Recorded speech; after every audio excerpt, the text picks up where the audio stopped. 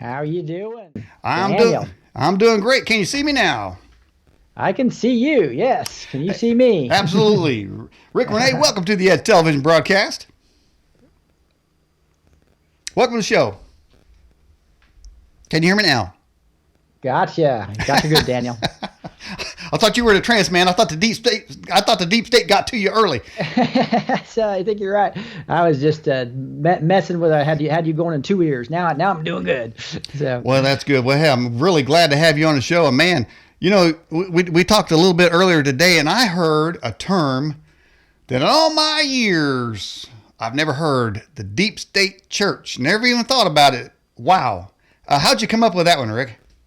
yeah, it's interesting because I have guests on my show infrequently, but usually just do news, et cetera, from a truth perspective. But a guy named Mark Taylor, who wrote the Trump prophecies and actually predicted Trump would become the president back in 2011 in a written prophecy.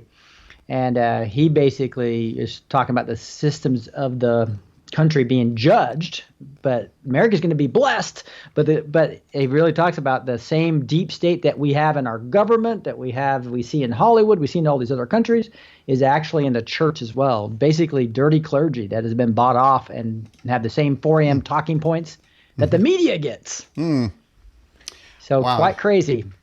Wow, you said the dirty church, man. I mean, people in control.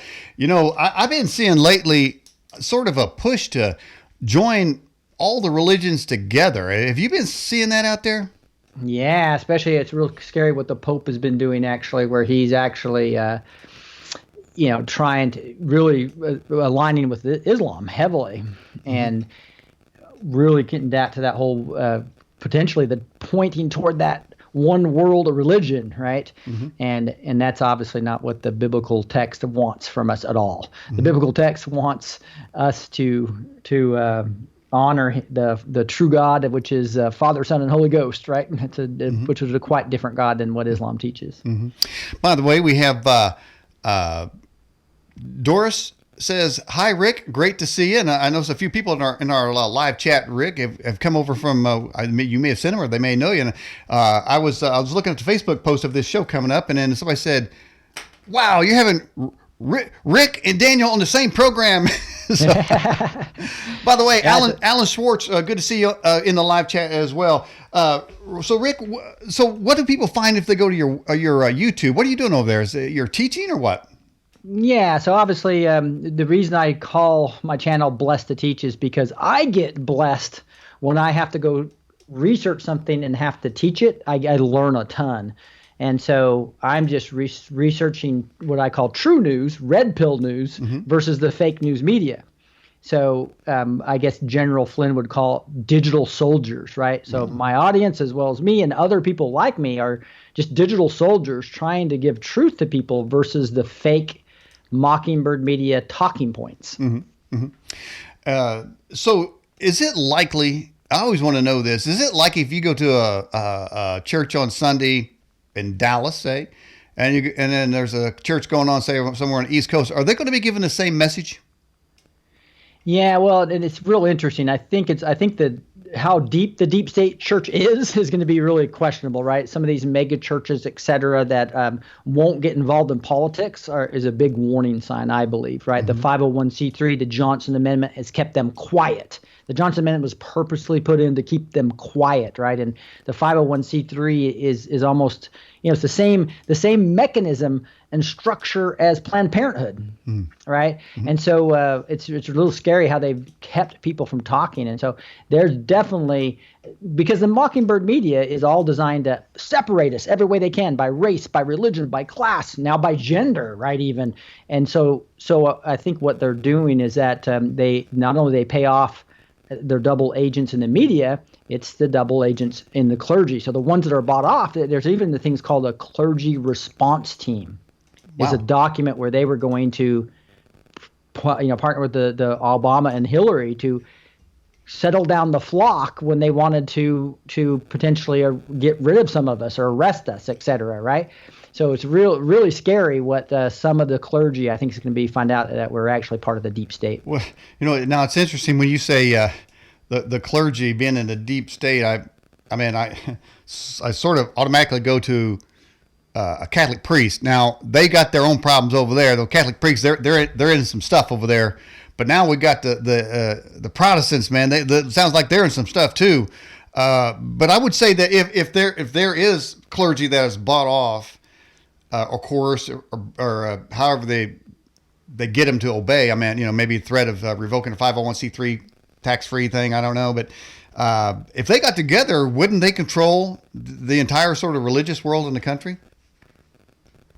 Yeah, that's what's kind of scary is that, and then, like you said, this is not just Catholics, right? So there's a big problem with the Vatican, right? The Vatican has been, got Rothschild's loans in 1835, and they've been pretty much bought off the Vatican for quite a long time. Mm-hmm. But this deep state goes, you said, right into the Protestant religion, and those 4 a.m. talking points that are distributed to the media go to some of these dirty clergy as well, where, hey, here's the talking point to be giving. And so you will hear that same message. You go to church, you hear the same message. You turn on CNN or ABC, you hear the same message, even during the daytime and Fox News. I'm sure you've noticed same talking points. Right? Perfect example is when Trump goes down to Hurricane Irma, right? And he's just there to comfort people after Houston just got nailed with that hurricane, right? And every single media outlet, every single newspaper, Hollywood, what are they talking about? Trump has lack of empathy, lack of empathy, lack of empathy, lack of empathy. A very specific term in a very wide language of English, right? And so, yeah, these same talking points are going into some of these dirty clergy, the deep state church. Dirty clergy equals the deep state church, man. I tell you, and I would think that you might be able to. Was that the who's that Jeff guy that does those kind of country things? You might be a redneck, Jeff Foxworthy. Jeff Foxworthy, right? So imagine you might be in a deep state church if you go in there and there's a giant smoke machine and the acid rock music starts to bang out on the drums and the electric guitar and people start to hoop and hollering. You might be in it. And this whole movement that I report on, the Great Awakening, where this guy named QAnon, right, is basically just asking questions. And it's really the red pill people are really understand what we're thinking for ourselves. But a lot of what Q would say is symbolism will be their downfall. So once enough people get the red pill and we start seeing this, when you go to deep state church and you actually see Illuminati symbols, a lot of triangles, right, a lot of purple colors and lights, a lot of the symbolism that you'll see, those are the type of things that can really stand out in these deep state churches. Of course, a lot of those churches also seem to have. Let me get my picture back up here. There I am. I could get you back up here. Cool. Okay, there we go. Awesome. A lot of the deep state churches, you go in there, and there's also seems to be a lot of cleavage going on there. Now, I don't know, is that a holy movement there when you got all kind of cleavage or? Yeah, it's kind of scary when because obviously modesty is an important thing to the Lord, and to see how that's been just manipulated to the point of the most popular big churches will just have these bombshells up there singing, like you said, not dressed well, and almost like a concert, right? And so. Now I love Christian music. Don't get me wrong, and I love it. I love it when it's loud, but it's when the lyrics are good, and there's not a bunch of Illuminati symbols, etc. Right? I love it. But man, when you got Illuminati settings and scantily girls, singing in like a concert, that's a scary trend, isn't it? Yeah, it is. And I've seen some videos of that could only be described what they might be calling filled with the Holy Ghost. I call it twerking. Okay. All right. Let's get to a question. Here's from Sherman 0040. Says, Rick, it says you will do a conference in Boston, Massachusetts. Has the Lord showed you anything about what's going to happen in Boston, Massachusetts, or what you're going to, has he given you some sort of revelation for Boston, Massachusetts? Now, I think that the whole country systems are under judgment, right? So for any specific part of the country, I think in general, I think this is going to be across the full United States. We're seeing effects. So as you can see God's hand on this country right now, you can see He's just used Trump over these last 3 years to reverse a horrible trends that we were seeing, right? So I think Boston, Massachusetts is going to see the same thing that we're seeing across all these extremely liberal areas, right? Where we're going to see revival start to come up. We see California even start to awaken to this movement. And it's actually happening worldwide. I often have people from Australia and New Zealand on my so I don't think anything specific on an area of the country that I'm seeing right now. Amanda Grace, who is another person I have on my show sometimes, who prophesies and actually gets revelations. I'm more of a consolidator information presenting. She talked about like watch Alaska for an example, and there's a huge earthquake down there. I did a report with Gene on one of my decoders on the underground war. I don't know if you've heard about those, but kind of a whole different subject. But there's tons of deep underground military bases called DUMBs. Deep underground military bases, and there's a silent war down there right now, so that the deep state that was the basically these evil cabal were going to go underground when there's a war. It's just like the DUMBs, that they'd be in the DUMBs, right? They'd be in the deep underground military bases, safe, while we were all dealing with the radiation and whatever up above. Yeah. So well, people know I've made my point clear on that. Rick, I know that they have deep underground military bases and probably high-speed train rails, probably maglev trains going from here to there. But eventually, they're going to have to come up, okay? And they're going to want to see what's going on at the world. And when they come up, the old cowboy's going to be waiting for them. Okay, yeah, I tell you, I hear you. They're taking our money. And they're building themselves exclusive digs down there. They got entertainment rooms, man. They got jacuzzis down there. They got sports facilities. They've got deluxe. Man, they've even got lobster dinners down there. Okay, but eventually they're gonna come up, and there's gonna be a bunch of people waiting around the outside of that door, because that's just not right to take our money and leave us up there to fight for ourselves. And that's exactly what they plan on doing. All right, here's a question for you, Rick Renee from Jasper T out of the live chat. It says, Rick, what do you think about the spiritual warfare and super soldiers being used as a tool of the deep state? Yeah, it's interesting. That's a whole other topic where you're seeing advanced technologies that have been hidden from us, right? I think everybody's starting to realize as they go into the red pill movement, it's not just understanding the evil of the Rothschilds and the banking system, and they really were controlling all what I call 7 mountains of cultural influence, right? And there's no question there's a huge spiritual battle going on right now, and that includes media, includes the Hollywood, it includes academia where they're training our kids in socialism, right? It goes all the way into the family, and what they did is they overtook the 3 most important ones, which was academia, right, training our kids, media to control us as people, and then arts and entertainment. Those were the 3 cultural changes. Then that moved into our business culture, into our family culture, into our religion and spiritual culture, right? And now I believe America was almost in its deathbed until I believe all us as a remnant, the red-pilled Christian patriots, I would say, were praying so heavily that God has answered our prayer right now. In the last 3 years, I believe we were saved physically, just like we were saved spiritually back 2,000 years ago with Jesus on the cross. I believe we were saved physically here by Trump and the white hats and the NSA and the Civil War that's reversing the trends of everything. Right. Every moral structure foundation platform in this country was reversed in the last 8 years, and even before that there was a bunch of do nothing freaks back then running the country. But I have to agree with you, it does seem that there's, and I don't know why, because I've heard, this show's been going on in 2004, so I've got nearly 1,000 interviews that are in our archives right now, and various ones of those said that the country will be destroyed just on the abortion issue alone. 60 million babies were aborted, and so I'm thinking, okay, well, nobody likes that. I'm sure God doesn't appreciate that. And you would almost think there would be some kind of destruction coming. But on the other hand, then all of a sudden Trump shows up and he's pulling back.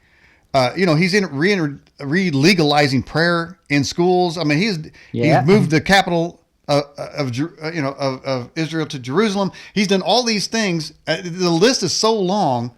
But I wonder, how is it that we did get a reprieve? And I know throughout the biblical text, God has raised up men to to lead people, back to godliness, or to, it particularly has to do with Israel many times. They would sin, they would be taken over, and then God would rescue them and bring them back with a great leader. Sounds like we've got a great leader now, but why is he there? Yeah, it's interesting. I think the answer to that is the enemy's timeline has been denied, right? Mark Taylor talks about that in one of his prophecies, and it's just so clear that's happening. If you look at some of the New World Order plans and the Islamification of the United States, you see the whole all these agendas they had. A lot of that was going to happen 21, 22, and the 16-year plan to destroy America with Obama and then Hillary was in process, and God denied their timeline. Sent Trump, sent the White Hats and the NSA, the Admiral Rogers and the General Flynn's of the world, and also the military intelligence and this QAnon waking us up to basically reverse everything in their timeline. We know Revelation's true; it's going to happen, right? But now's not the time, and I believe America's going to be using a mighty way for the great harvest. And that right now, that's exactly what he's doing. He's denied the enemy's timeline. He's going to raise up, and this is going to go worldwide until every tongue confesses. And this is we're what a time to be alive, Daniel, where we actually get to see God interacting directly on this world and the country in a major way. Mm-hmm. I looked at something that you have written on your website there. It says, describing you in the About section, I think, it says that you're deeply passionate about helping conservative patriots use their God-given gifts to reverse the worldly damage of the deep state. And it is, in fact, damage that the deep state has wrought on the United States. And even Trump mentioned this the other day. He said, had he not fired James Comey, we wouldn't have known about how deep this state was, or that's deep state. Even the term just seemed to come up when Trump came down that escalator. Before that, the deep state, when maybe it just was somewhere out in the dark internet somewhere, but somehow the light has been shown on these rats, and they are so deep and entrenched, and they've been there the whole time. And I think we've been trained to. And this may go back to sort of a Christian teaching, and this might be part of the deep state, and that is we're trained to say, hey, if there's somebody in power, then you got to agree with them, you got to support them. So you got Obama, ordering men into little girls' bathrooms, and military ordering them to pay for transgender surgeries, and all of a sudden he had a reversal on gay marriage. He had an enlightenment. So it's like we're trained not to say anything about it. So where's the variance? Where do we draw the line between an evil king or say evil ruler? That wouldn't God put that evil ruler over us? Are we supposed to respect him, or are we supposed to resist him? Yeah, that's an interesting question. And I think, like in your background, you see the matrix going on, right?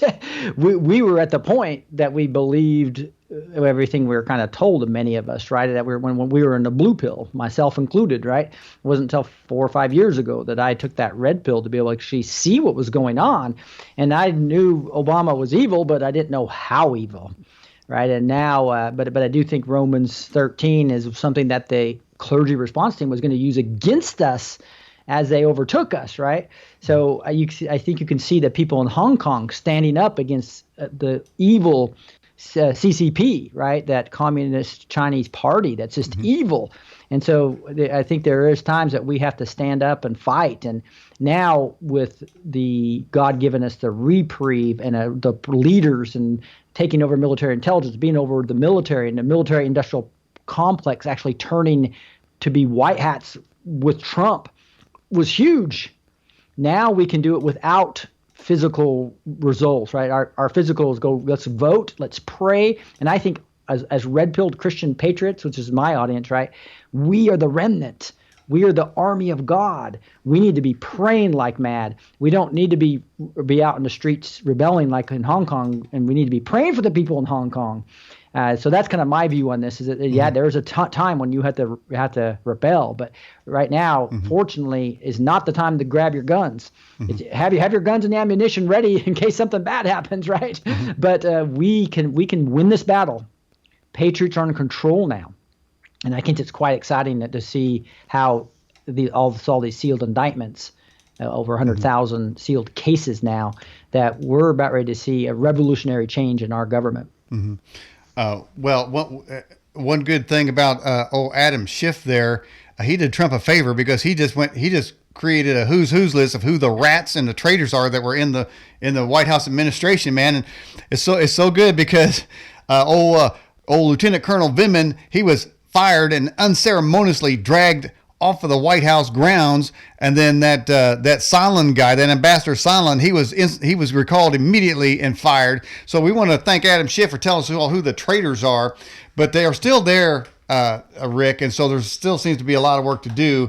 But we would not have known that had Trump got elected. And when Obama said these jobs are never coming back, he was destroying those jobs. And he was going to make sure they would never come back. That was the whole plan. And one of the basic tenets of the Democrat Party is to make sure people need the government. So they wipe out the economy and everybody going to need them to rescue them. And that's kind of how they've always operated. But now there's a complete reversal. And I'm hoping there's going to be some change on that. But let me say about the depravity of the United States right here in Indiana. I don't know if you know this, saw the article, but Indiana University, which is the second largest or the largest university in Indiana, the great notoriety for the basketball team, and Bob Knight was the coach there for many years, who was actually at some Trump rallies. But anyway, in the last 3 days, Rick, they've had what's called a sex fest. Okay, that's where they basically everybody's screwing each other in the streets down there in Bloomington, Indiana, and they actually had to cancel the last day, which I believe is today, because a video got out.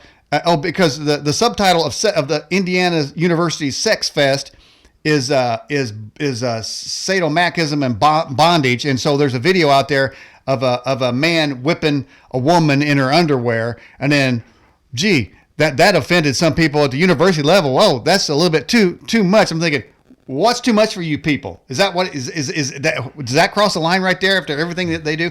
But this moral depravity was sort of normalized in the previous administrations because they sort of lead the nation of how things go. Is that kind of thing going to get reversed?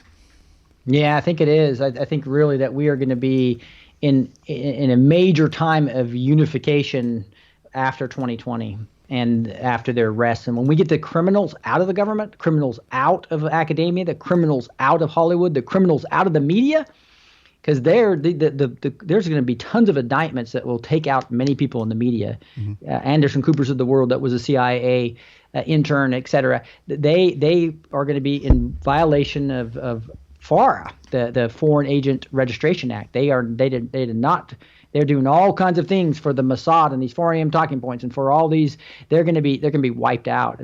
And I think that's when we're going to have a unification. The people that are just so into socialism, they're probably going to leave the country after 2020. A lot of them, they threatened to do it in 2016, but they decided, hey, let's stay here and overthrow Trump instead. Mm-hmm. Right? Well, I mentioned that Obama had a evolutionary awakening after he was for a marriage between a man and a woman before he got elected, and afterwards, oops. Now we're not going to talk about whether Michelle Obama is a man or not right now, at least not right now, but. All of a sudden, he had this evolution. But here's the thing that most people may not know, that California, as sick as it is, and as much feces laying around Pelosi's district down there in San Francisco, and the needles washing up on the ocean beaches there, California voted 3 times against gay marriage. Mm-hmm. And it was a federal judge that went like they did all the others. But you wouldn't think that California, and I call them Californicators over there, you wouldn't think they did, but they did. And here, the joke was actually on the Democrats, because a lot of the illegal immigrants that come up are Catholics, and they don't like it. And the African community doesn't like gay marriage either. It was pushed on society. But if you think about it, there's enough people to say they didn't want that, even in California. But now you talk about people praying and not dealing with guns and such. Well, let's go to Virginia. They just passed a law that they were going to ban AR-15s, because everybody knows it's not a sniper rifle, it's not an assault rifle, it's a scary looking gun. Okay, is all it is. Yeah. It's scary looking. Okay, it's not much more than a 22. But anyway, they're banning anybody with a magazine over 12 rounds in it is now a criminal. So I don't know how many criminals the Democrats made instantly. But if you're a Christian and you've got some, say, 20 round mags, are you going to turn them in? Not me, not many people. I think that's going to be real interesting because obviously Romans 13 does say obey the laws in general. You pay your taxes, like Jesus says. Give to Caesar's what is Caesar's. But one of my favorite stories about this whole gun thing is that if you look at a person that was an NRA person took her mom to a brand new, she tried to shoot a pistol and was horrible, right? Gave her an AR-15 and with hardly any practice was massively precise. So it's an awesome defense mechanism, especially against multiple people. So if you had a bunch of Antifa people trying to come in and just take over your house, one AR-15 and an old lady could take them on, right? But with a handgun, you're not going to be able to do that. Mm-hmm. So it's vital to have weapons like this for self-defense.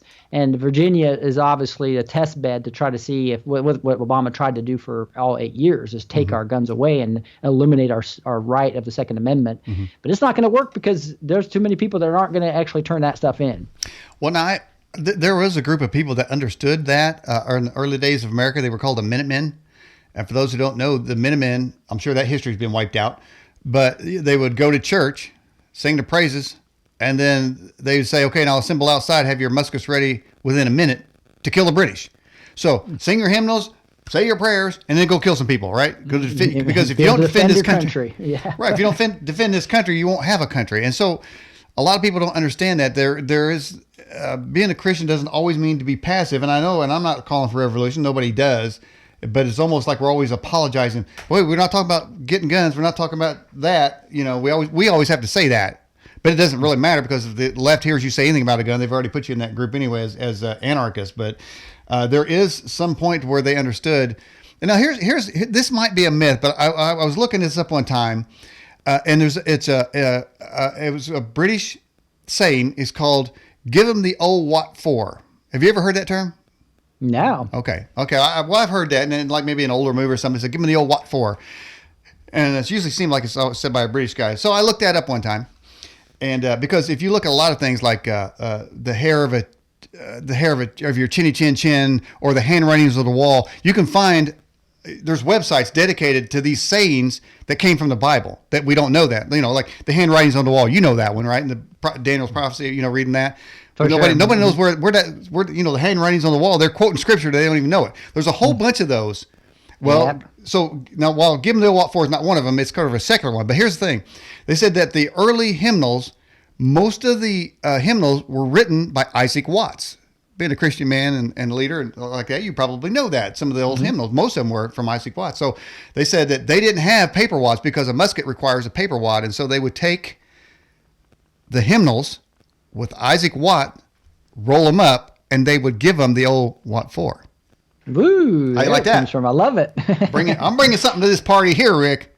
I love it. Learning from the cowboy. Well, we all about learning. One thing I just love to do is that's part of my moving people from frustrated spectators to empowered impactors, right? Because if we, not only do we need to pray and vote, right, we can also just need to be really good at red pilling. So I have one of the things I do is I do online courses to try to train people how to actually become really effective.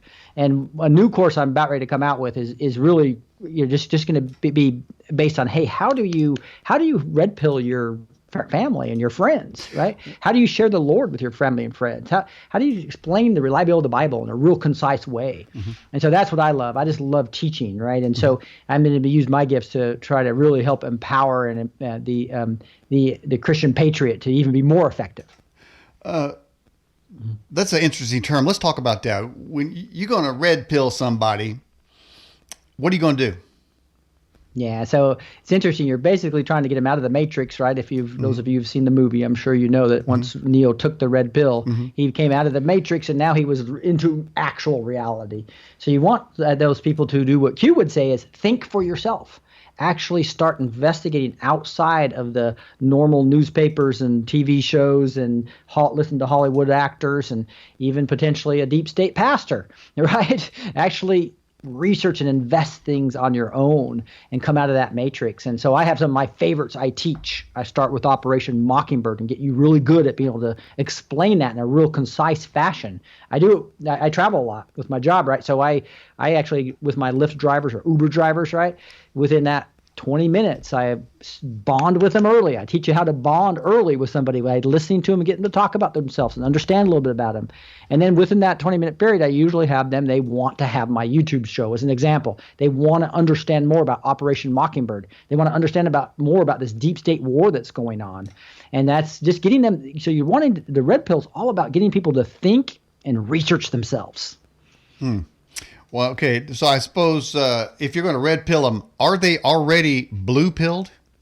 Yeah, exactly right. That's the term would be that. And I was a blue pillar, man. I was a sports watching, dad coaching kids, and I was so busy. And with my job and all that, I had no time for politics. No time I just accepted the narrative of the propaganda. And so I thought Trump was a bombastic idiot when he first came down the escalators. It wasn't until my son red-pilled me, 17-year-old, sending me some red pill videos, right? And telling me that Trump was awesome. He was the establishment. And I'm going, what? And when he won the nomination, I started studying massive details. And that's when I realized, oh, my goodness, I was so blue-pilled. I was in the matrix, completely blind. And I was a Christian man who taught people about world religions. And so we just have a lot of work to do, not only with praying as a remnant, not only with voting and getting involved there, but actually helping people understand this deep state lies and also what I call the Lord's good news, right? Those are the two things I like to teach, the deep state lies and the Lord's good news. So how would one know if the Matrix has them? Yeah, basically that if you are actually believing everything you hear from the mainstream media or USA Today or New York Times or your newspapers, and you hear things 4, 5, 6 times and you believe that without really questioning it, then you're most likely inside the Matrix.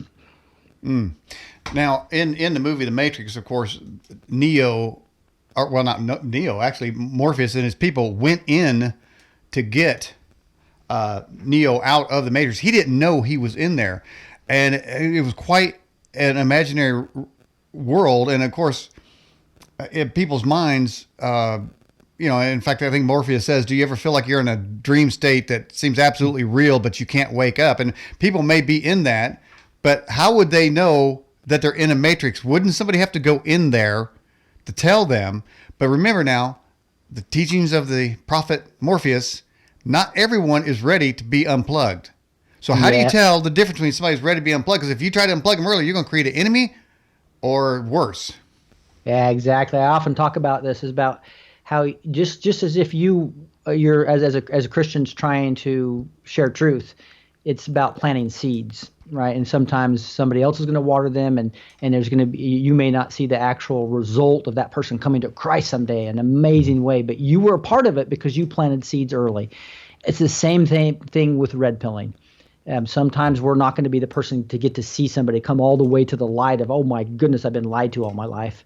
But you can be the person that plants seeds, and you can be the person that effectively does that in a short period of time. So bonding with that person a little bit, understanding who they are, talking to them, making sure you're bonded with them a little bit, and then also just start planting those seeds. And that's why I like the Operation Mockingbird, because it's so easy when people start saying, yeah, I do hear that same phrase every time. Yeah, it's the same across all. Switch TV channels and you'll see the same exact phrase. Go to the New York Times and the Washington Post, the same exact phrase. So if I can train people to understand Operation Mockingbird, how to explain it early, it's a great way to plant a seed early on. Mm-hmm. I see somebody in the live chat, they said, my mom won't unplug. Now, yeah, there are people that absolutely will not unplug. Why? It's like that one guy in the Matrix. He says, I don't want to be rich. I want to be an actor. I don't even want to know I'm in the Matrix. I'd like to be successful. Exactly right. Cypher, I think. And so there are people that are happy with the system, but yet they don't know they're in a prison. But could they not just live that whole life in that prison world that's created for them, and then die and they're none the worse for it? Yeah, exactly right. But that's why we have the Great Awakening. So a lot of these people that are happy or don't believe us, and they use the word, they accept the CIA's invented term of conspiracy theory, that anything that the mainstream media doesn't say is a conspiracy theory, and they use that against us as a weapon, right? And so but now it's becoming quite obvious, the Great Awakening and what the Trump movement has done and the White Hat movement has done and the new internet. It is really hard to hide as a secret society now that JFK talked about. The internet and all these digital soldiers invested in this is now surfacing information like never before about the symbolism of these evil secret societies in the deep state. So the deep state can't hide. So all these people that you may have given up on, just like you give up people sometimes on Christ, and all of a sudden they come to Christ in a mighty way because God interacts. I believe God's interacting to wake up America and going to be waking up the world, and it's going to be an exciting time for us all. Well, one thing that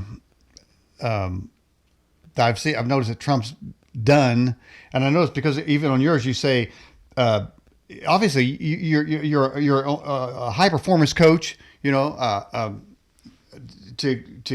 give people the tools they need to get out of their matrix, to be more, have a bolder approach. I think maybe that the scripture, correlating scripture might be, if the salt's lost its savor, what is it good for? Well, I'll tell you what, if you've ever seen the rating points of this program, you'll see the salt is about as salty as it's going to get. I have, there's no milk toast on this show, but there's a lot of people that are kind of trapped in that. I better not say anything. Don't want to offend anybody.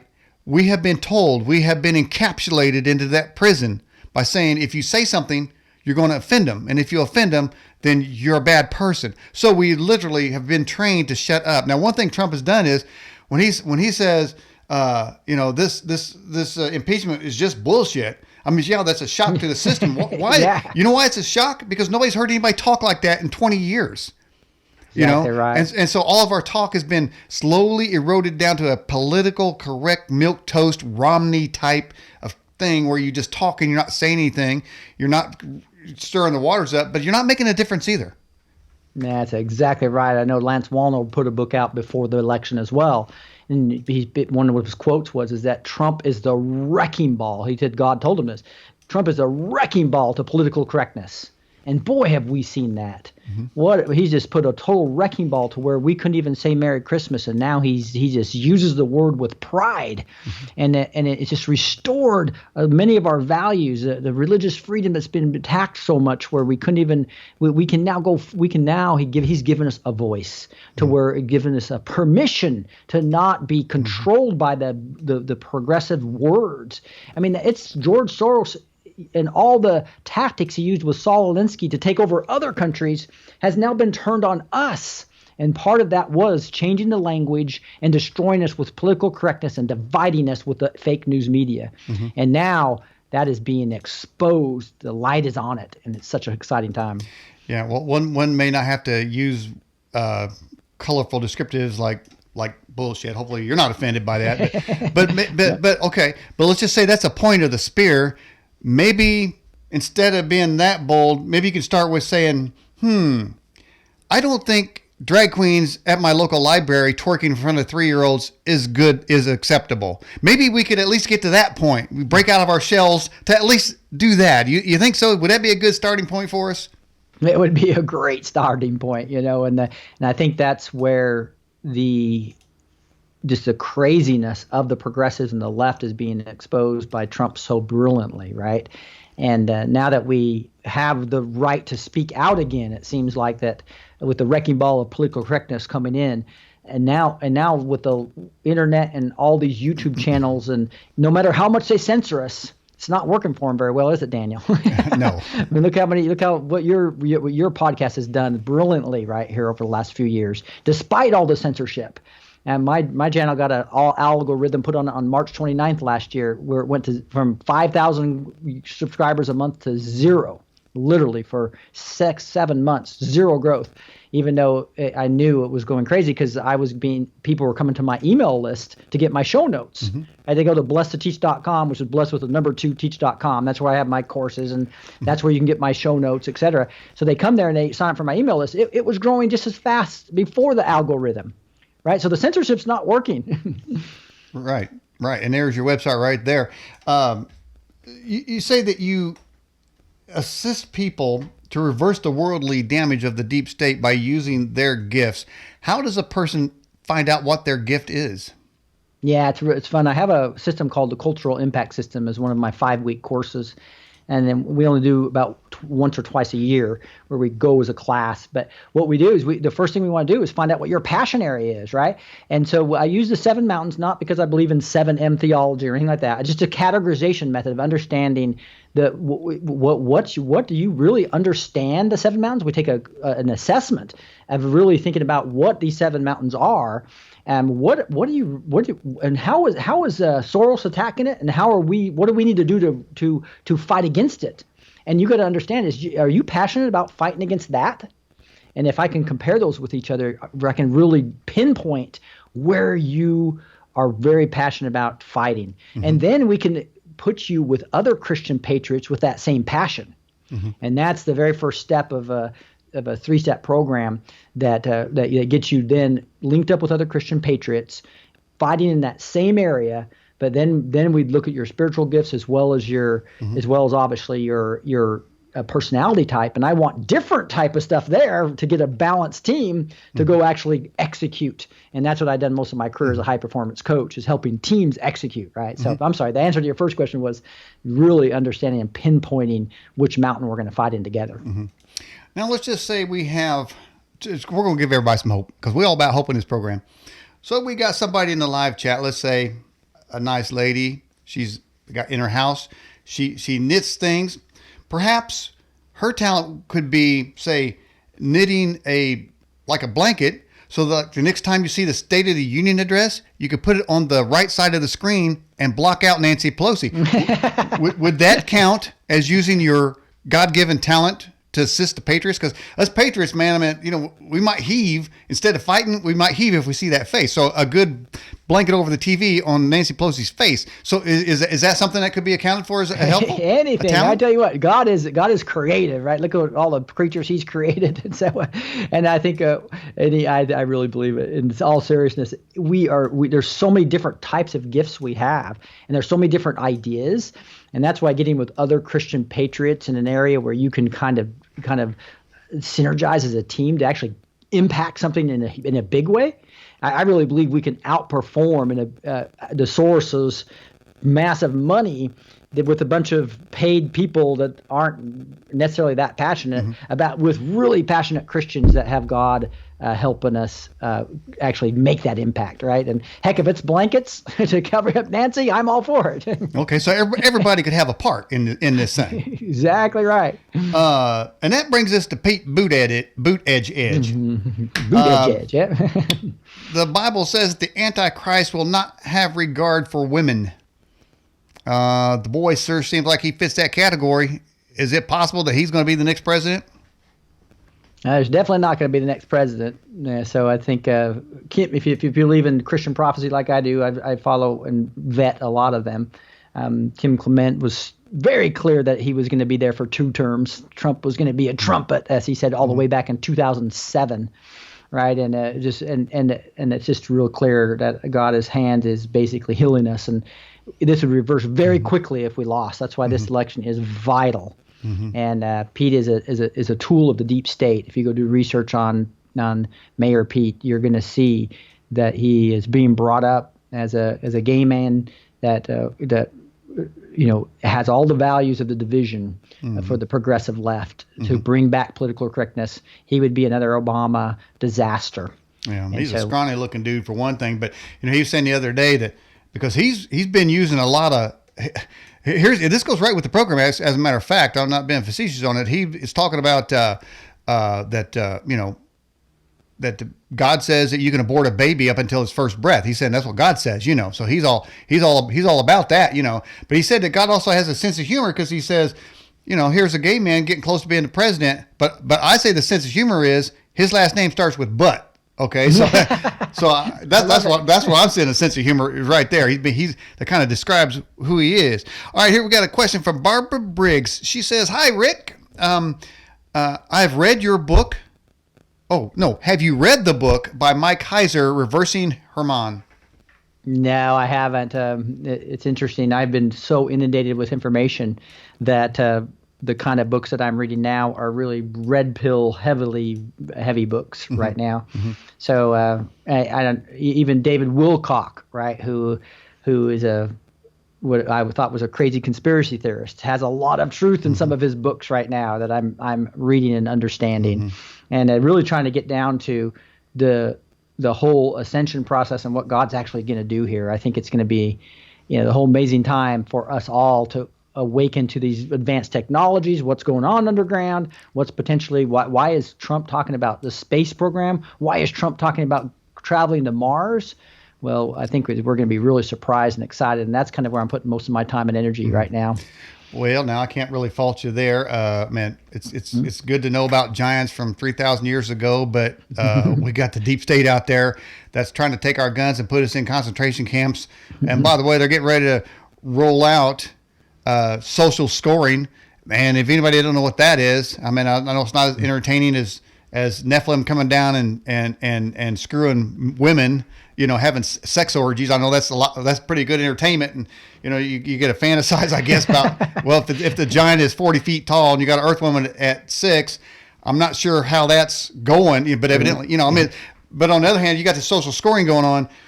China is perfecting that to where you can't get a mortgage. You can't even get on a plane. So if you talk against the state, you're going to be a live organ donor. You know what I'm saying? Yeah. And the Democrats are rolling that slowly out right now in this country. They keep saying, the Democrats particularly keep saying they're going to stop what they call, fake news from the right, talking about, George Soros for one thing, or Joe Biden and his son making millions over there in Ukraine and China. They consider that as fake news, and so therefore they're going to censor you. Maybe they'll cut your internet off. Maybe they'll cut your electricity off. This is where these people are going. Yeah, no question. The hate speech is being used as an actual, excuse to burn our bits, I call it, right? Instead of burning our books, now it's electronic, so they're burning our bits. So I'm a part of a movement called StopBitBurning.com, where we're all getting together to stop bit burning, to stop book burning, right? The modern book burning's happening right before our eyes by Facebook and Twitter and YouTube with these algorithms, et cetera. And now the social scoring that is done in China is really scary because people, this would be back to that clergy response team.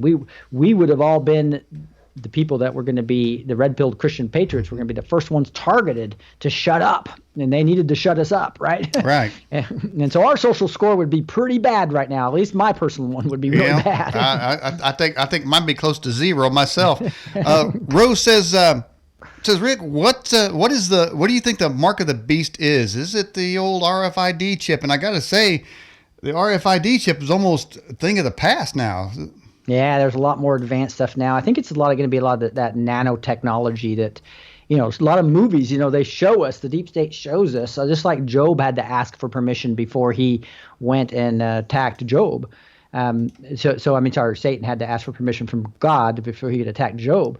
The Hollywood shows us kind of what's going on in the future, and you'll see a lot of these movies with nanotech going on, right? And I believe there's nanotech in some of our viruses. Some of our vaccinations, some of the flu shots. I don't get those. I don't recommend them. I know it's hard to get away from that when you have kids and stuff. I understand that, but I really believe the mark of the beast is going to be some type of, hey, why do you have to carry a cell phone? That's not convenient. It'd be a lot easier if it was just embedded right here in your here, right? And how about a little thing on your forehead that where you can talk and without having a phone, so this nano small technology, that's what nanotech is, right? Nanotechnology in your forehead is I think where we were getting close to that, but now I think it's been set back decades with this movement. Well, even there's a movie out there called The Island. Have you ever seen that movie where it's basically it's an island of clones? And so the real people live on the mainland. When they need a body part, they got a clone living over there on the island. And so, have you ever seen that movie? No, I haven't. Okay. I have heard about movies listed like this, though. Yeah, no, Like, it's a good movie. It's a good movie. that are showing that, hey, are there clones? Is that actually happening right now? You know, we'll see this as advanced technology gets. That was until the clones figured out that they were clones, and they didn't like having their organs harvested. And so, but anyway, we'll get back to. They fought back. I'm sure, just like Sophia did in iRobot, right? Yeah. So I was going to say back to nanotech. Their tech was they had robots that get inside your body, check things out. They drop them into your eyelids, right? Mm-hmm. And then they go through your body, but then to come out, you have to urinate them out, and they're bigger than the exit. Let's just say. So ouch. The guy says, you're going to feel that. Yeah, so if they're going to have nanotech, I hope it's a lot smaller than that, because if I gotta go, man, I don't want something the size of a grape coming out of, what I'm saying, I don't need to go further. All right, so let's go ahead and move on over. PGLF 1982 says, Rick, what's your opinion of the old Planet X? Is that one of those things you're probably not looking into because you got government stormtroopers looking at your website? Yeah, well, it's interesting. It's interesting because there's a lot of, the one thing I'd just say is that a lot of the doomsday prophecies about America going down the toilet because we're not in the Bible, et cetera, I think is a false. It's just believing in the enemy's timeline versus God's timeline, right? Right now, clearly, God is rescuing us right now. God's turning us around. This is going to be good times. I think there's going to be billions of souls. A lot of this launched from the United States as we clean up our mess, and that we're going to get rid of abortion. Roe versus Wade is going to be reversed, and that things that like this Planet X, et cetera, God's in control, right? That's the way I always look at it. And I don't believe that the time now is going to happen because we haven't got our harvest yet. There's billions of souls that need to be harvested, and we get to be part of this, guys. So let's throw away that doom and gloom theory and see what's actually happening. And that's part of the Red Pill movement and the Great Awakening, is seeing that God loves us, He's in control, and He's doing amazing things right now. I had a guest on the program that told me that he's a Christian and he creates Christian information type of thing. But he said when he does a doom and gloom, all of a sudden his clicks go way up. Yeah. And I'm saying, well, I call it doomgasm. That's my word for it. And it is true. People they want to know the doom and gloom.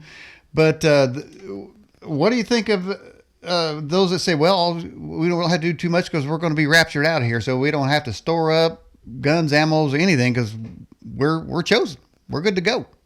That's right. It means you're a blue-pilled Christian. That's where I was probably getting close to back 5 years ago, right before Trump came down the escalator and God started waking me up, is that even though I knew the Bible well, and even though I loved to teach the Bible, and even though I knew the difference between all the different religions and what the true religion I'm sorry, I don't even call it religion almost. It's like the relationship with Christ, that free gift that we get. It's so awesome. But I was so blue-pilled that negative thinking was coming in where America was going to be gone, et cetera. I think God is just like Trump was a wrecking ball to political correctness. I think the Lord right now is being a wrecking ball to doom and gloom and showing you, nope, He is going to be blessing the United States of America. He is going to be blessing you and me. And we need to get on board with that. And if you're not, you're listening to Satan's frequency. Get out of it. Well, I mean, there would be some part of that where the Bible says that fear has torment, and perfect love casts out fear. So if somebody is out there fearful of the things, and in fact, it even describes there are some that are fearful for the things coming on the earth, that they try to kill themselves and they wish that the mountains would kill them, and they won't even be able to be killed. They're going to have to go through that fear. But fear has torment. So, but God is love, and He has perfect peace, and it casts out that fear. So you're saying that we need we shouldn't have a spirit of fear, but of love and of a sound mind. So that tells me that if somebody is in fear, that their mind may be not that sound. Yeah, it is interesting. That was a bold statement. I'm going to get some hate mail on that one. Yeah. Well, the only thing we're really supposed to fear is have a fear for the Lord, so that that's the beginning of all knowledge, right? And so that we have these brilliant people that don't have that. Let me cut you off here. Okay, I got another one for you. You probably heard this one then. They say that when the Christians back in Roman days, they would round them up and they would put them into the Colosseum, have the lions. There's people that wrote about that, and the record is still out there, and it said that people, not Christians weren't the only ones that were put in there for the lions to tear apart. There were others too, but they noted that when the Christians went out, the true Christians went out there, it said, I think the quote was, they wore the chains like a necklace, and they didn't show fear. And some people, it said, that were in the spectators would jump out into the Colosseum and run to them and ask them, how is it they weren't fearful? They wanted what they had. This is true recorded history. And so, but said there were others that were sort of quasi-Christians, whatever, and they would be crying and screaming for mercy. So I thought that was really something. But, you know, if your mind and your eye is so single that you've got lions ripping your flesh off and you say, Jesus, I'm ready to see you today, that's a special spirit that God has put into you. And I hope that people are built onto that kind of love or hope that propels them right through a situation like that. It's sort of like when Daniel was in the fire and the fire wasn't even on him. Yeah, it's that contentment and just knowledge of the afterlife that can make that so powerful, that God can use you in even times of peril to witness to other people. And most of all, just give you that. What I just love is Philippians 4, 6, and 7 that talks about the peace that transcends all understanding. That's a peace that transcends all understanding. And wow, God promises that in Philippians 4, 6, and 7. All we have to do is present our request to God with thanksgiving. Mm-hmm. And we don't have to be anxious about anything. It says, do not be anxious about anything. Just think about that. Wow. And so that's why I just love that verse is present the request to God with thanksgiving for all situations. We don't be anxious about anything. And what do we get? The peace of God that transcends all understanding. I'll tell you one scripture that I rely on for that certain peace, and that is scripture that says, he that abideth under the a secret place of the Most High abideth under the shadow of the Almighty. And I'll tell you what, if you're under the shadow of the Almighty, I don't think you got anything to fear. Yeah, exactly right. So take refuge in the Almighty, right? Remember, He is the beginning and the end, the Alpha and the Omega, the King of Kings and the Lord of Lords. It's like, wow, if He's omniscient, omnipotent, and omnipresent, I mean, what do you have to worry about? Mm-hmm. If He loves you, He's protecting you. Planet X isn't going to have a problem. Isn't going to affect you in any big way, right? You're gonna be in heaven anyway. So you live the abundant life here and share it with others. Wait a minute. Are you saying Planet X ain't going to get me? Nope, it's not. And if it does, you're going to be completely fine, just like if the lions ate you, right? Because your faith often will protect you, like it did Daniel, right? So sometimes that lack of fear will literally, God will use it to rescue anyway. That's why blessed is he who has refuge in the Lord. Mm-hmm. Well, you know what? Somebody might be watching this program and thinking, well, you know what, man, I'm like in this storm right now. The storm, my life is upheaval. There's a storm, and I'm going to tell them that, you know, when the disciples were on the boat with Jesus in the storm, only one of them got out there with Jesus in the storm, and I would think the safest place on planet Earth would be in the midst of the storm with Jesus, rather than an old rickety boat saying, "Hey, you know, don't come and get me, Planet X," or you know what I'm saying. That I think if somebody's in the storm, that might be the safest place for them right now. Yeah, I think you're exactly right. I mean, we're a huge spiritual battle now. We see the spirit of Jezebel coming out, right? It's just driving the Democrats crazy. It's driving this deep state crazy, and that spirit of Jezebel. And so if your life is peachy cream right now, you're probably not doing the Lord's work, because we're in a spirit. This is a war right now, right? And so actually being in that battle, praying, being part of this army of God, getting involved and learning how to red pill, that's going to create some strife in your life. But you know what? That's part of the abundant life, is being able to see God use you. It's not sitting back and just enjoying, your holidays and vacation and not working at all. God wants people to work in the army of God. Okay, so you were blue pilled at some point. Can you recall the first thing that shook you out of the vat of goo of the Matrix? Was it accumulation of things, or was there something that jolted you? Yeah, well, my 17-year-old son started telling me how awesome Trump was, and I thought he was crazy. And so he started throwing me some videos, and I actually hit Mark Taylor and Kim Clement when I was doing research. I was going, how could this guy get the nomination? He's an abomination. How there's no way I could vote for this guy. I voted for Cruz in the primary, right? Mm-hmm. And so when I actually saw all these prophets predicting that Trump would become the president, and I started reading about all the restoration of America and all this non-doom and gloom stuff, and I started getting hopeful, and I just felt the Spirit of God just, Rick, you need to start paying attention. Mm-hmm. And that was a big jolt when I saw all these prophets predicting Trump was going to become president. There was a time when Trump was saying, I'm a genius. And I was thinking, what? I mean, this is in early days. I mean, it seems so far away now. I mean, it's only like 3 years ago, right? Yeah. He said, I'm a genius. I'm thinking, how can somebody say that? I mean, the guy, he didn't look like a genius, in my book, he's got the hair, everything going on there. I don't know. But then I look at my 401k and I think, the man's a genius. That's right. He's a stable genius. So he's a stable genius, man. The guy before was saying, hey, man, you're going to need a magic wand to make those jobs come back. And now we have these unbelievable job reports coming in all sectors of society. And all the Democrats can do is say, that's not happening. It's like a shake.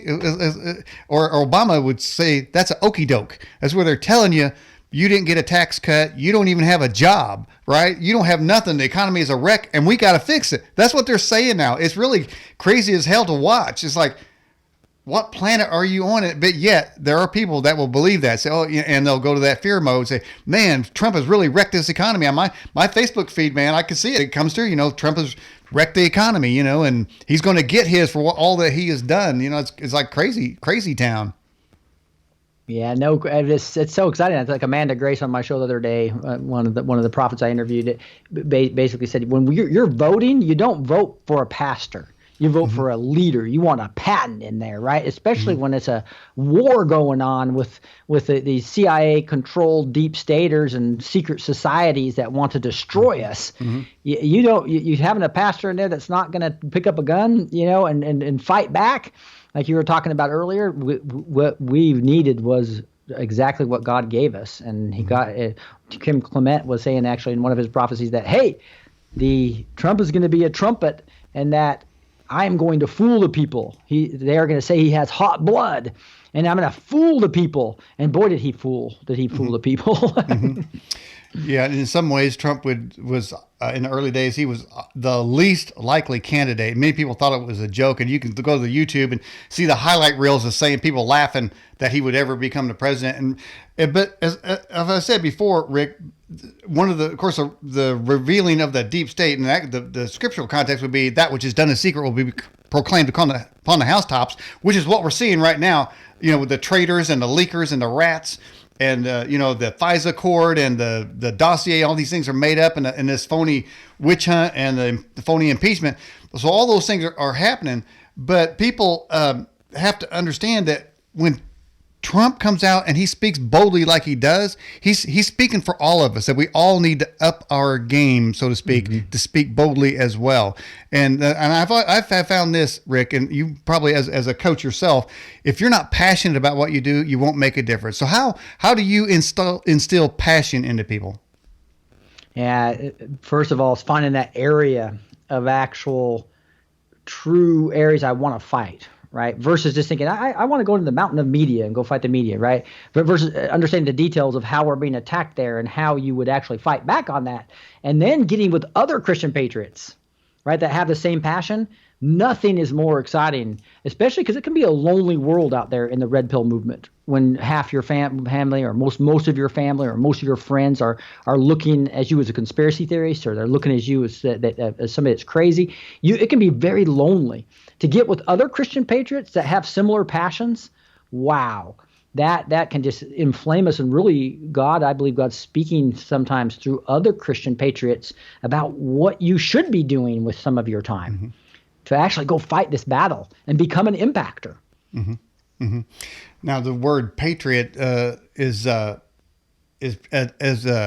of those terms that the left tries to demonize, and they associate patriot with white nationalists. I'm not sure you've seen how they do that. So how do you fight that?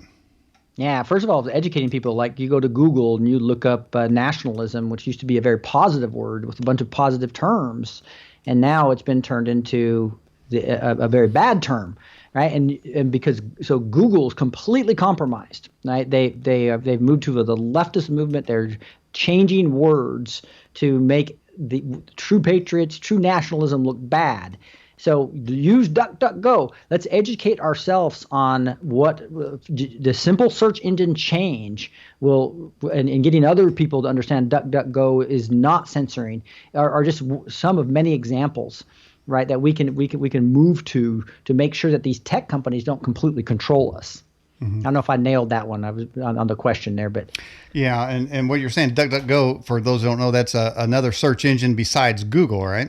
exactly right. And so when I search that, when I'm doing my research, my red pill research especially, I'll get true results. On Google and YouTube, if you search on YouTube, you're only going to get the fake news, the mockingbird media, the criminal cabal narrative, the propaganda from literally these secret societies wanting to control you and wanting us divided. As soon as we come together like that great melting pot, like we were, and continue, and we don't, and it doesn't matter what color you are, what creed you are, even what religion you are. Right now we're in a war. So actually going hand in hand with people of all religions against the cabal and realizing that's where we need to actually fight as the where we go one, we go all movement. Obviously, we're the remnant. We're the only ones that have the true relationship with Christ. So we need to be the prayer warriors in that. But we need to hook up with everybody and red pill everybody. Well, I'm all about red pilling people. That just sounds like a fun thing to do. So Yeah, that's why I'm doing this other course that's literally focused on that 3 steps. Number one, how do what's the quickest way to plant seeds with somebody and bond with them, right? And then getting into one, and then you can move into the reliability of the Bible and the true Jesus and the true God and the true gospel, right? Those simple things that we can learn to get really good at explaining.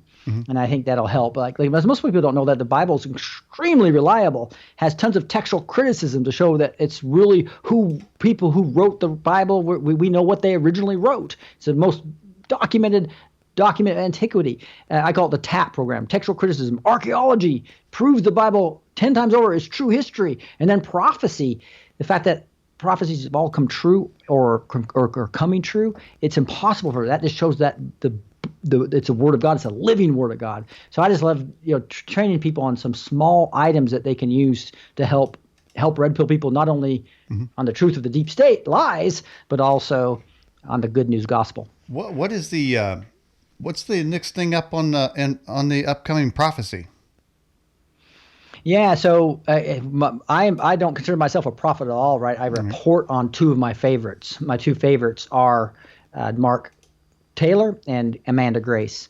And then the past, Kim Clement, who's passed away, had some great prophecies as well.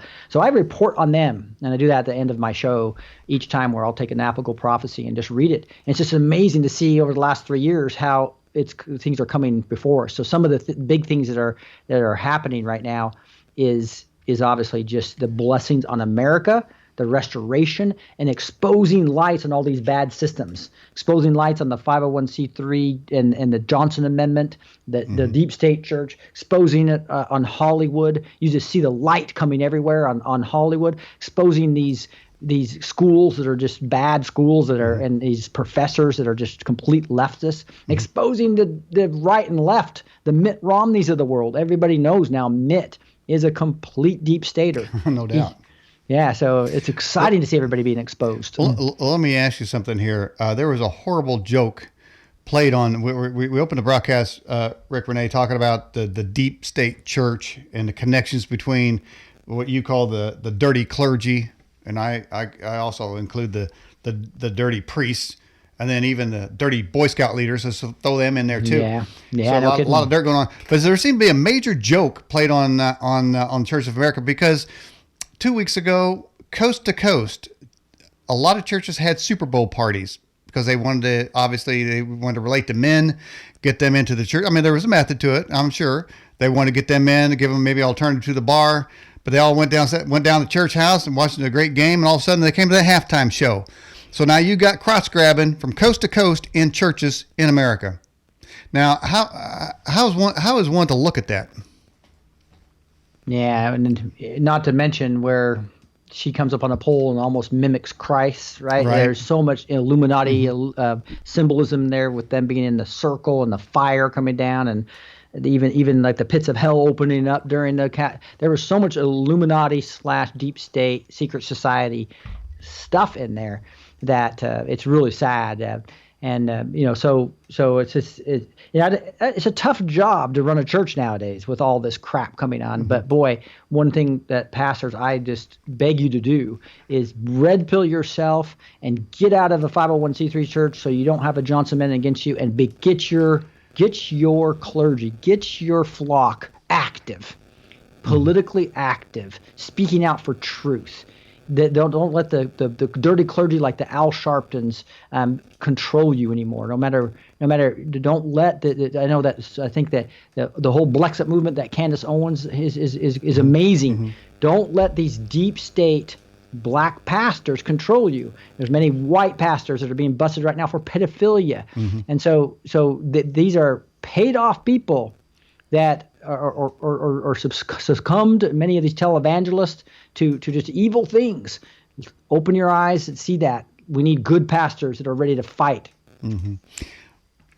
Well, I don't think you really answered my question, but I would put it this way. I think at least maybe those churches that played that halftime show, um, perhaps maybe if they do that next year, they'll say, "Well, we have a football here, and halftime we're all going to eat." Yes, So, pause it during the halftime show or change the channel. but think about that thing was shown in churches around the country, and that really is disturbing. There That was a is lot of there's always occultic stuff in there. The subjugation of women was in there. Sadomasochism was in there. Using kids as props and those little neon things there. I mean, it just in went on and on. cages. It's like, what's up with that? It's like, I don't know. They were trying to uh, sort of preach to people their reality, and I wasn't taking any of it, and I just thought it was disgusting. All right, so what else can we do?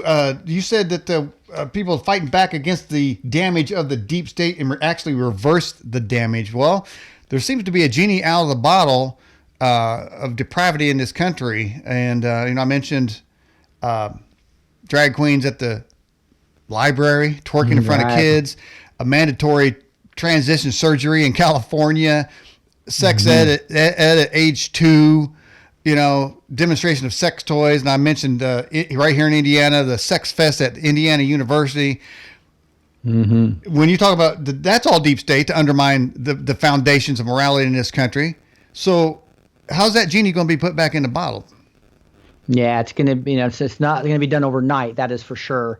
And if you just look at, that's why I talk always about we have to get people who are passionate about one mountain of culture, and team up with other Christian patriots to go fight there, right? Each one of those are going to be look differently. Like for instance, I'm heavily involved in fighting the fake news media and the whole media right here by having a YouTube channel, just like you are. We're fighting together, many digital soldiers against the media, and they're being exposed because they look like fools when Trump gives one of the best speeches in the world and they are criticizing it. And Mm-hmm. they talk so horrible about him 93% of the time. They're being exposed. And why get in the way of an enemy that's destroying itself? Mm-hmm. Right. But the real answer to this is the indictments, I believe. When we get rid of the Al Sharpton has one on his name, you get one on his name for Anderson Cooper. You start getting all these deep state operatives in each of the mountains, and these pastors are being exposed right and left right now. The human Mm-hmm. trafficking arrests that are continuing to increase. They're freezing money with the executive. No, not many people know. On December 21st, 2017, there was an executive order by Trump that put us under national emergency for human rights abuses. That is still active. He is freezing and taking the money away from the deep state. They closed off part of this whole Illuminati pyramid when they took out the bad princes in Saudi Arabia. So a lot of that funding that was going to the Clinton Foundation and all that got cut off. So as he cuts off the financial, we start fighting in each one of these areas, and eventually, after 2020, I believe when they do the arrests and do military tribunals, the true healing is going to begin. Well, I sure hope you're right, but there's people gone way over the edge on that one. I've saw in the YouTube feed, people are hoping for, I've seen it. They said 50,000 arrests are coming. Well, 50,000 arrests are not coming. There might be, I mean, from what I can see, only the right gets arrested and thrown into jail. The left gets a don't do it again. I don't know, man. I'm skeptical of any arrest, really. I mean, I can hope. But all right, Dreamwalker says, Rick, what are 3 specific things people can do to start to reverse the damage of the deep state? Yeah, I think the first thing that'd be most important is really understand and get good at planting some red pill seeds. Okay. Right. Again, that's the first part of my program too. And you don't have to take my program to do it. You can do that yourself. Get really good at one thing. I like to teach and train people to get really good at Operation Mockingbird, explain it very concisely and quickly, and be able to get people to start thinking, wow, am I being lied to? And get your friends and family to start thinking. So that's the first thing I would say is get really, really good at 1 or 2 topics that you can explain in concise details and have evidence to back it up, because there's different types of people. The second thing I really like to teach is understand different people's personality types and what type of people they are. You've got to listen to them and bond with them. So I like to teach a very simple way to figure out people's personality type. There's some people that want a lot of evidence and they want to see it. So you're going to have to talk to that person differently than a person that is totally based on feeling and people. And you're going to talk to that person in a different way. You're going to maybe talk about this human trafficking as an example, right? Versus the other person, you're going to begin documentation on Operation Mockingbird. So you're going to adjust your approach. That's the second thing I really like people to do. And that's what we'll be teaching in the courses is let's really nail that. And then the third thing I would mention is really be able to explain the reliability of the Bible and the true gospel in a real easy, concise way. Because this is not just this great awakening is not just to let everybody know about the evil deep state and get rid of it and all. It's a kumbaya. And it's like he's doing this for the harvest. He's doing this so people will be also opening the eyes to the true Jesus and the true gospel, faith alone, right? It's great. You're saved by grace through faith. It's 100% Jesus and 0% me, 0% you. Until people really understand that it's not a religion, it's a relationship with the true Christ. So he's his death on the cross is a substitutional power for us. And so that when we're getting judged, they see the perfect life of Christ. I don't know about you, Daniel, but I'd rather them to look at Christ's life at the end versus mine in detail. Because Romans 3:23 says we're all sinful, right? Yeah, well, I know mine. I would say if it wasn't for the grace of God, we'd all be destroyed. And so I don't want any righteous people in the chat saying I'm running a totally righteous life. I don't know anybody can say that really. So I'd be careful on making those blanket statements. But we want to talk about red pilling and blue pilling. One of my blue pilling checks to see if somebody is in the matrix is a very simple question, kind of dated now. But I say, hey, how many buildings went down on 9/11? And I can instantly tell if they're red pilled or they're blue pilled. If they say 2, I got my work cut out. They're in the matrix. Yeah, that's a great point. Building 7 was just amazing that it was actually one broadcast. You can clearly show somebody that it was talked about. It fell before it fell, and it was in there in the background on a BBC feed. Right? We just got a report that Building 7 fell, and it was like in the background of the TV showing it was still up, like 15 minutes before it fell. So this was a deep state operation. People think that's a conspiracy theory because that's the invented term in 1967 to get you to believe in the Warren Report and nothing else. And now it's being used as a weapon against us. But people are waking up. They're taking the red pill and understanding conspiracy theory is a loaded term. Well, it seems to me the conspiracies is all on the other side. Ours is more like conspiracy truth. And exactly right. That's what we're finding. And I still, it's just shocking to me how much. I mean, think about the boldness of Trump. 2 days after he gets acquitted, he fires the people that were ratting him out. How bold can you get? I mean, it's shocking. It's like, but again, and his language is so free from political correctness that it kind of shines a light on your own life. Think how much of our speech is controlled. We don't say something. And again, I want to get back because I don't know if we went far enough on the idea that if we say something about something, we're judging. And you're not supposed to judge anybody. It's one of those code words that they know to use against people that are red-pilled. You shouldn't judge somebody. Remember, you're supposed to love everybody.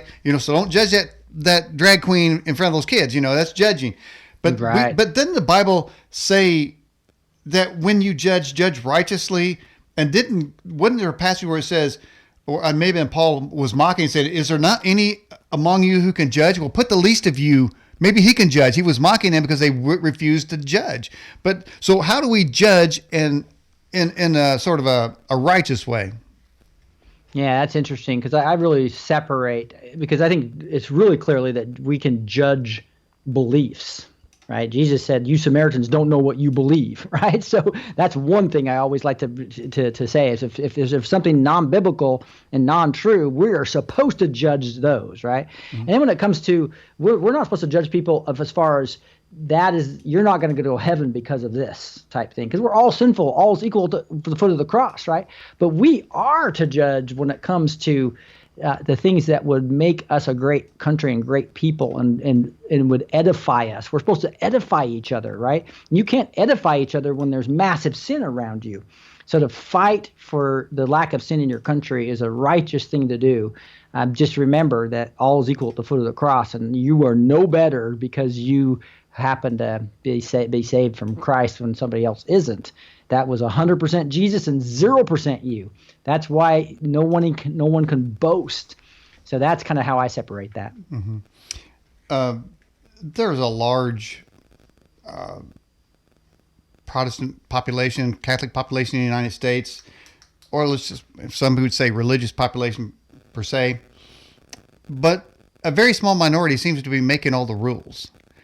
Why is it that churches can't get together? Because I sense that there's more power we have more power than we think than we're led to believe. I mean, obviously the media puts it like there may be a couple nutcases running around, but in fact it's the whole country. That's why they're always wrong in their polls, and that's how they thought Hillary Clinton was going to win. They couldn't imagine there were people who would actually vote for Donald Trump, but a lot of people did. But why is it that all these things are sort of prospering and building? I mentioned putting a genie back in the bottle, but these things all happening while the church is at the church house with the jumbotrons and smoke machines. So how is it that they will ever get together to start making an impact in our culture? Yeah, it's interesting because if you look at, that's why I like to use the term mountain, not because of 7M theology, but just because if you look at it, if you see it, look at the mountain of media as an example, and all they need to do is get the top 3 to 5%. If you go look at the percentage of people that believed in God in a 1991 survey, right, in the United States, it was like 94%. Yet, if you did a study in the mountain of media, it was 2%. All the Christians pulled out of media, and they gave the mountain to and the way they did that is they just took over the very major part of it. So the cabal took over the major and double agents in the media. That's what Mockingbird Media is. They got the Anderson Coopers. They got they got all the Mikas of the world. They got all the top mouths, thousands of them, and they bought the top newspapers. J.P. Morgan bought the 16 top newspapers, and they take over that first top of the mountain, and then all of a sudden the culture just collapses. And when we gave up the mountain of media, and we gave up the mountain of academia, and we gave up the mountain of actual Hollywood / arts and entertainment, mm-hmm. That's what drives culture. It's what's the Hollywood people talking about, the famous people talking about. What are you being taught in school, and what are you hearing every single day in the news? Those three things they took over. We have to get those three back. All the Christians were doing God, family, football. We were in the mountain of religion. We were in the mountain of family. We were in the mountain of business. God, family, football, right? Like Vince Lombardi would say. Mm-hmm. And we gave up the other mountains. And we've got to go fight for those back. That's why I'm looking for people, not only the God, family, football people. I'm looking for the arts and entertainment, people that want to do Christian movies. I'm looking for people that actually want to actually fight the media and do YouTube channels, and I can train them to do that, or go do podcasts like you were doing. We all need to go get in this. And then obviously the whole mountain of academia. We cannot have it be 12-1 progressives in our universities and send our kids there. Mm-hmm. You shouldn't be sending your kids to a university mm-hmm. that is filled with liberal professors. Mm-hmm. Well, hopefully there's somebody in this state that, as I mentioned a couple times, because it's pretty relevant, Indiana University and their 3-day sex fest on campus. Some of their funding is public funding, and then somebody needs to say, we're going to take that away from you. And along those lines, Trump has made some differences because Christians were practically banned from colleges, and he said they're going to lose federal funding if they did that. Again, Trump is, well, he's not a pastor, but he's doing more for the church than I've seen any Christian president. I mean, you had Jimmy Carter. He was a Christian, peanut farmer, always talking about he's a Christian, this and that. And George Bush supposed to be a Christian. I'm thinking, what have you done? Nothing. Quick question, and maybe the final question too, near the end of the broadcast, says, Rick, this is from Barbara Briggs. You have the scale off your eyes, not to create a timeline, but when do you think the Great Tribulation will start? Yeah, it's interesting because it's obviously the New World Order plans and everything that was going to happen in Revelation has been pushed back for years, I believe. And but I do believe, though, that we are supposed to not guess the timeline, right? We're supposed to be ready at any moment.